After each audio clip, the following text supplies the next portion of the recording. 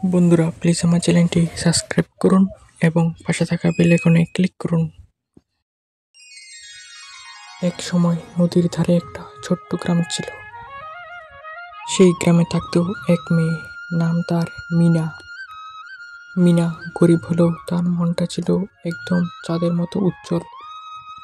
তার হাসি দেখলে গ্রামের সবাই খুশি হয়ে যেত। কিন্তু একদিন মিনার মা খুব অসুস্থ হয়ে পড়লেন। চিকিৎসার জন্য টাকাও নেই, ঘরে খাবারও ফুরিয়ে গেছে। রাতে মিনা কাঁদতে কাঁদতে নদীর ধারে গেল। আকাশে তখন পূর্ণিমার চাঁদ উঠেছে,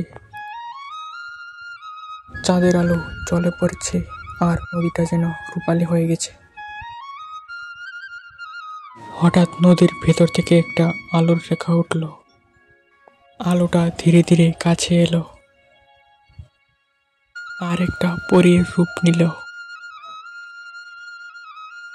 পরী মৃদু হেসে বলল, মিনা, তোমার ভালোবাসা আমি শুনেছি।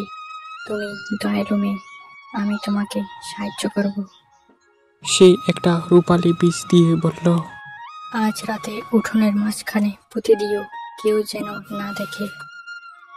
মীরা চুপি চুপি গিয়ে বীজটা উঠোনে পুঁতে দিল। চাঁদের আলোয় মাটি ঝলমল করল। মীরা বাইরে এসে দেখে অবাক, উঠোনে ফুটে আছে একটি অলৌকিক ফুল।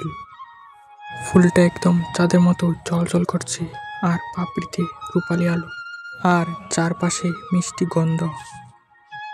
মিনার মা ধীরে ধীরে সেই ফুলের গন্ধে সুস্থ হয়ে উঠলেন। কিন্তু খবরটা ছড়িয়ে পড়ল গ্রামের জমিদারের কানে।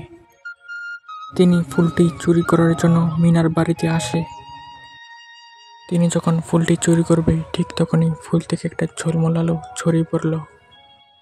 তা দেখে জমিদার সেখান থেকে ভয়ে পালিয়ে গেল।